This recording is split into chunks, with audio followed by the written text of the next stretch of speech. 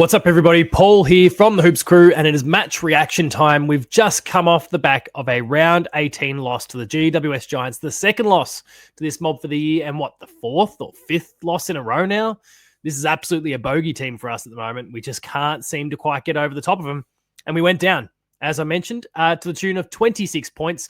The Giants 17-9-111, beating the Cats 13-7-85, and really, it could have and should have been worse. You'll see it in the worm here. There's a bit of junk time stuff at the end there, a bit of up and down. Geelong finally kind of getting on the board fairly late in the game, just to, I guess, add some sort of respectability to the final scoreline. Massive credit to Shannon Neal, who was doing his bit and trying to keep us afloat. But we created a really nasty tone for ourselves in that first 10 to 15 minutes of the second quarter. That's where the damage was done. Obviously, you can see it kind of happening again late in the third as well, where the Giants started to put the foot down a little bit. But really, this second term was when the Giants got themselves back into the game, got themselves a sniff, and realized they were absolutely in this contest up to their eyeballs. Because you can see here at the beginning, we got out of the blocks really, really quickly. In fact, 20 seconds was all it took. 22 seconds was all it took for Sean Manor to get the first goal of the game. We piled in again with Ollie Dempsey. We've got Jeremy Cameron in with his first goal, only goal. And things were looking pretty sweet. GWS got one back. Boom, Shannon Neal responds. Things were looking pretty good for us. And then we just kind of broke even for that second term. As the Giants, you could see, they were starting to work their way into the game in that first quarter and start to gain some sort of ascendancy. Geelong was rebounding really well, defending, holding ground and ensuring that they didn't score through the back end of that quarter, which was a massive credit to the Cats. They did a great job in that regard. But then eventually the damn wall burst at the beginning of the second. And what we saw consistently, and why you see these kind of really rapid strings of goals, and then when there is a gap, there's a sustained gap, is because it was GWS's midfield. They absolutely smashed us at the coalface. Again, boom, boom, back to back. Here you go, boom, boom, boom, boom, boom, like chains them back to back to back. The midfield just could not compete.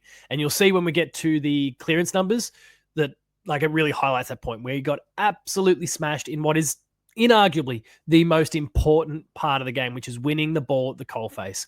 We got destroyed, and so we just could not deliver to our forwards. And you'll see some figures that kind of support that and also kind of clash with that logic a little bit, but there's reasons for all of it. So we'll pick through some of the team stats in a moment after a word from our sponsor. The Hoops Crew Media Network is proudly sponsored by Cyril Cook Florist. Visit them at shop 1211 Leather Street in Breakwater. Phone them on 035 222 2244 or visit their website at www.cyrilcookflorist.com.au and use the offer code GOCATS in the voucher field at checkout to get 20% off your next online purchase. Thank you, Cyril Cook Florist, as always, for your ongoing support of the Hoops Crew and all we get up to. Now, let's get into some numbers. But first, what I want to stress as we go through all of this is that the numbers, the eye test, all of it matches with the idea that Geelong didn't get beaten in the same way that we got beaten by Brisbane the other week. We didn't have a team completely unravel us and work out our game plan and pick the teeth out of it. We just got beaten by a better team on the night. And maybe a better team overall. I mean, I've been on post-game live already. I've seen and heard a lot of the commentary that, here we go, Geelong's kind of falling off the cliff. We're getting exposed when we play against the really top teams. And maybe there's truth to that. I don't know. But what was really clear to me is that they didn't deconstruct the Geelong game plan and beat us in that regard. Not in the same way that Brisbane did a few weeks back. This was just a simple case of we got beaten by a team that was harder at the ball, more committed to the game, and essentially the old wanted to win more sort of logic. I don't think Geelong was committed enough at the contest. You'll see when we get to the clearance numbers. You'll see the fact that we were chasing tail for a large majority of the game, and yet the tackle figures don't really... I mean, they're in our favour, but they don't really highlight a team that's chasing tail the whole time. There's a few things in the data that really show a lack of effort. And then there's that pressure rating metric that's not here on this, but the pressure rating that showed Geelong just wasn't up for the contest. We couldn't win the ball at the contest, and then we weren't fighting hard enough to lock the ball down and eventually try and win out. there's just the eye test and the data really speaks to one thing from this particular game, and I'm not impressed at all. All right, let's get into some of these numbers. Disposal figures, sure, okay, whatever. Kind of mirrors what we saw the eye test. In fact, I feel like it's a little bit closer in Geelong's favour than I perhaps expected. But GWS is a high possession team. They did a good job of that over the course of the night. Geelong has never been as much of a high possession team. So the numbers here they're kind of perhaps what you would have expected going into the game, even if Geelong had won the game. Usually, though, when we win inside 50s, we win a game of football. Our inside 50 count was pretty poor. And look, this 60 figure, the fact that we beat them, the fact that it's above average, really came from us filling our boots late in the game. But also from this particular stat is that we got the ball in there enough, but we did a horrible, horrible job of delivering inside 50 to our forwards. Shannon Neal did an incredible job when he parted the seas on a few occasions and really got on the end of a few. Also got one out on the full that he shouldn't have gotten. But anyway, but the delivery inside 50 to our forwards was rubbish. And even within the 50, we were kind of lobbing it up and giving, the Giants didn't have Sam Taylor. We had this golden opportunity to exploit. Now, I know Jeremy Cameron kind of got injured early on. That probably squared the ledger pretty quickly. But we had this opportunity to cash in on a good but more vulnerable GWS defense. And instead we dumped it high and we didn't kick it to advantage. When we did, the connection wasn't there and we kind of missed the targets. This was a bad night for Geelong's inside 50 efficiency. And it damn near could have plastered over a lot of the cracks that we saw in the midfield. But because that aspect was down as well, the game was lost. Free kick count, not much to see. Hitouts, Reece Stanley won the hitouts, I guess, over the course of the night, but Briggsy really dominated him and really set up a lot of those important clearances. And here's where it is. Here's your tail of the tape. This is the most important aspect of the game, made even worse by the fact that we did win the hitouts. 40-30, clearances 43-31. And sometimes we see this, but we see the center clearances we lose, stoppage clearances we win. Lost in both. Nothing reads well here at all. We could not get our hands on the ball and we could not lock down our opponents to ensure that they couldn't either. It was really poor. Possession, not much to see here, really kind of mirrors the disposal efficiency. Sorry, the disposals from before. Possession, game time, 38% to 45%. Couldn't get our hands on the ball, even though the figures are relatively similar. They had control of the ball. We were rushing the ball around. We were flicking it. We were trying, everything was rushed. GWS played a brilliant game on the night and we couldn't keep up. This, looks relatively okay. Down for us when it comes to the marks, all up. Again, lack of control. But there's good figures here. Marks inside 50, contested marks. These look good. But we took our opportunities when they came, mostly. Danger could do with a bit more goal kicking practice again. He had one of those old Danger nights. 0 goals, 3, I think it was for the night in the end. But this is not too bad. But the lack of control around the ground mirrors all of the other data that we've looked at so far. Scoring, sure, okay, whatever. Tackles, this should have been far greater in Geelong's favour, considering we've been a high tackling team for the season and we were chasing tail. This should have been a much larger number. It's another point of data that matches the eye test and everything else that we've looked at so far that shows Geelong weren't up for the contest on the night. Tackles inside 50, again, down for our average. We are typically so much better there in terms of retaining the ball inside 50, but we couldn't because we set the ball up horribly to our forwards. And then GWS, they just ran. They ran and ran and ran. And we did not give Max Holmes much of a chance either. We'll talk more about that when it comes to individual stats. It's just poor across the board. Not much there that's pretty reading. Let's get into some of the player stats here. We'll sort by disposals as we always do because it gives us a nice orderly snapshot. Tom Stewart, great effort, especially considering he went down pretty early in the game and things looked pretty dangerous for a second there. There was a really awful SCG style patch in one of the forward 50s there. Tom Stewart went down in that area and I thought, oh, here we go, knee, ankle, the foot injury again. And clearly, he was hampered a little bit, but came back and did a really solid job. Did all he could. Like, we are getting closer and closer to the Tom Stewart of old now. Bailey Smith, one of the worst games that I think he's played. 26 disposals, looks great at face value, but really was pretty ineffective for the majority of the game. Grime Myers, probably his best game for the season. 22 disposals, 2 goal assists. There's a lot of score involvements there as well. I won't flick across that one now because it'll mess everything up, but a lot of score involvements as well.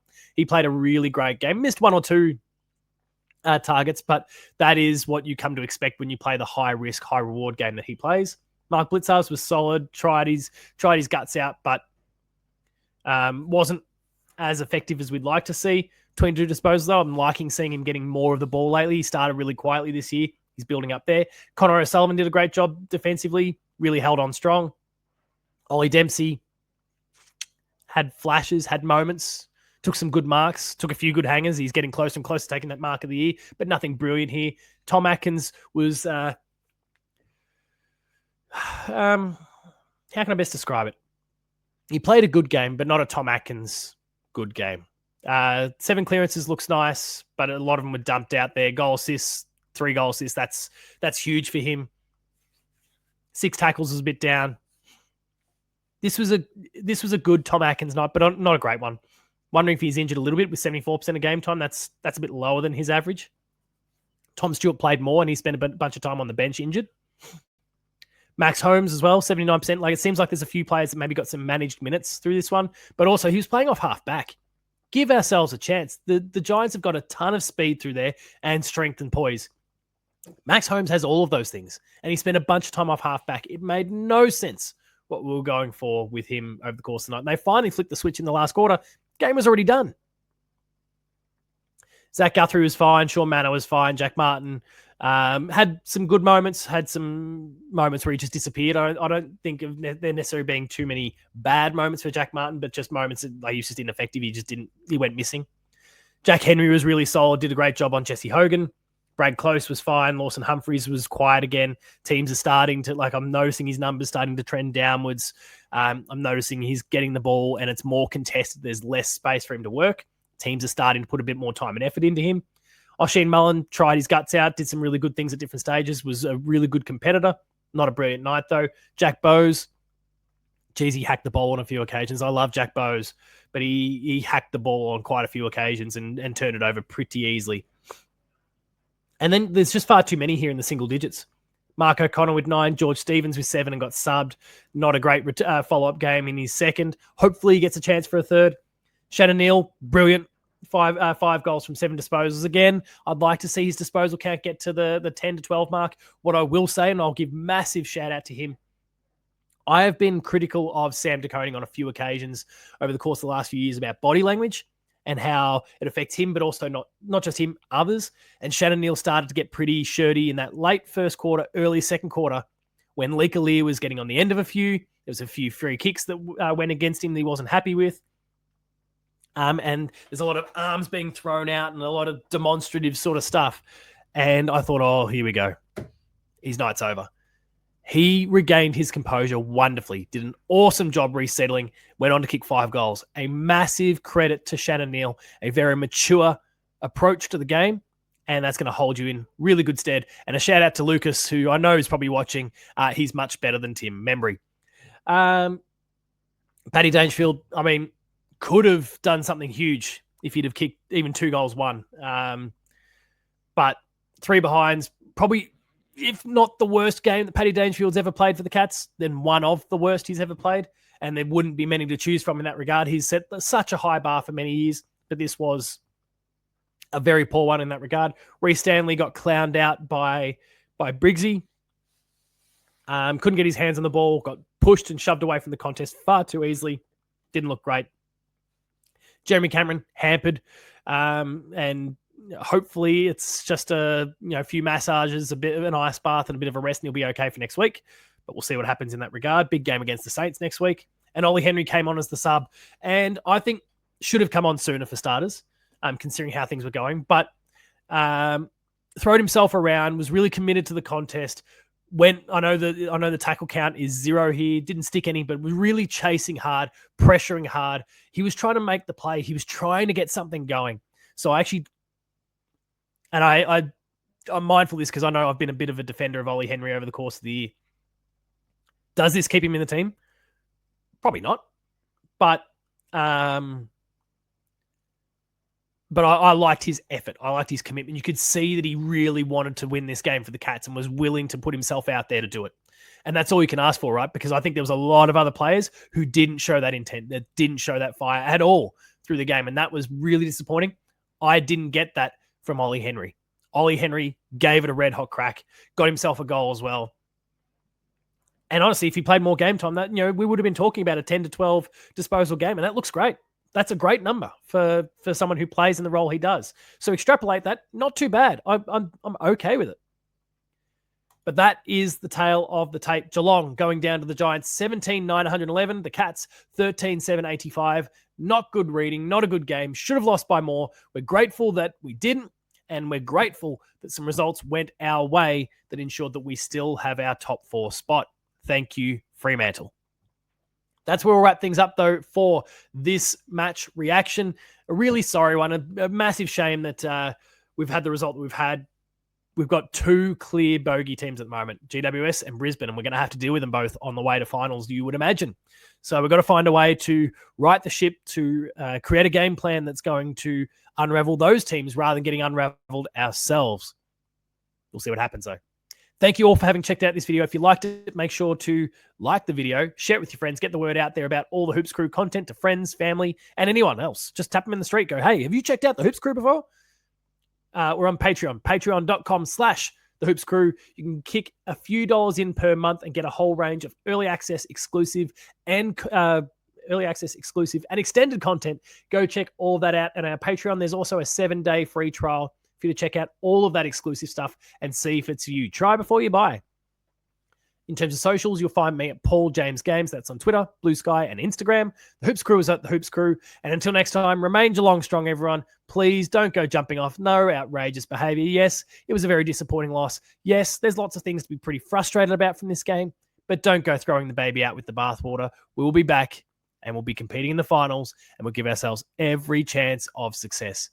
Thank you all for watching. Like I said, remain Geelong strong, and I'll see you later.